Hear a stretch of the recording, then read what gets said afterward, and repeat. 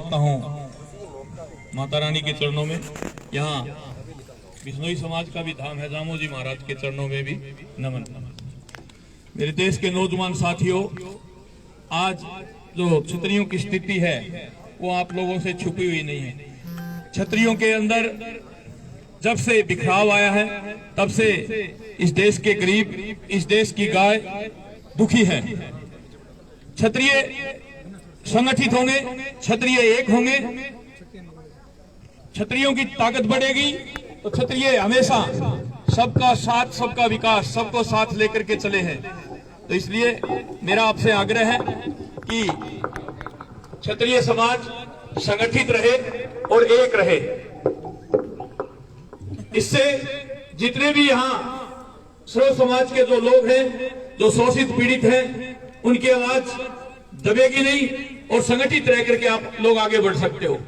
मैं तो एक ही कहना चाहता हूं, समाज में कोई छोटा बड़ा नहीं होता। मेरा हमेशा नारा रहता है, मैं बोलता हूं हम सब, आप बोलोगे एक है।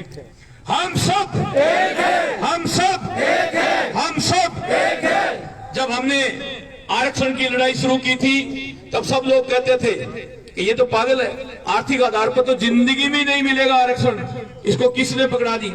आप लोगों का साथ और सहयोग रहा, लाखों लाखों की हम लोगों ने रैलियां निकाली और सरकार को झुका करके, भीख में नहीं लिया हमने, सरकार को झुका करके 10% आरक्षण लिया। मुझे कहते हुए गर्व हो रहा है कि जो मेरे भाई बहन 1, 2, 5, 4 नंबर से कंपटीशनों में रह जाया करते थे, उनको 10% आरक्षण मिला। इससे बहुत बड़ा फायदा आप लोगों का होगा और आप लोगों का फायदा होगा तो उससे सर्व समाज के जो दुखी पीड़ित लोग हैं उनको भी फायदा होगा और गाय भी बचेगी। तो मैं ज्यादा समय आपका नहीं लेकर के ये कहना चाहता हूं कि हम लोगों ने पूरे भारत में हर स्टेट की एक टीम 1 साल में एक बार यहाँ माता जी के दर्शन करने के लिए आएगी और आप लोग इसी तरह स्वागत करके हौसला बढ़ाते रहे और साथ और सहयोग देते रहे।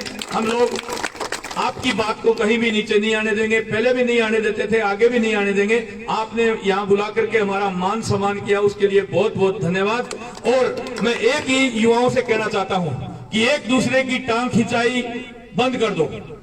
किसी को कोई व्यक्ति अच्छा नहीं लगता तो उसका फेसबुक पे ही लिखना जरूरी है क्या?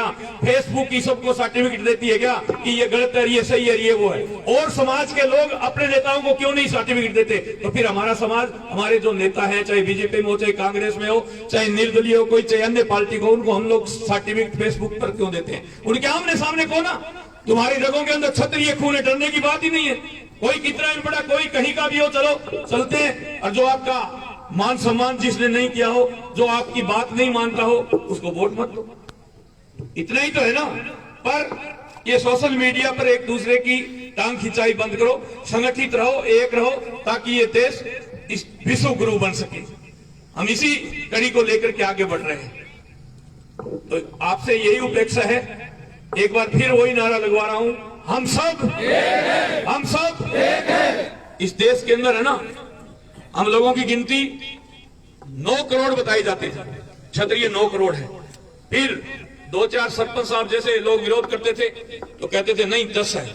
फिर 5-4 लोग और उनके साथ मिल जाते थे तो कहते थे नहीं 11 है। थोड़े बहुत और मिल जाते थे तो कहते 12 करोड़ है।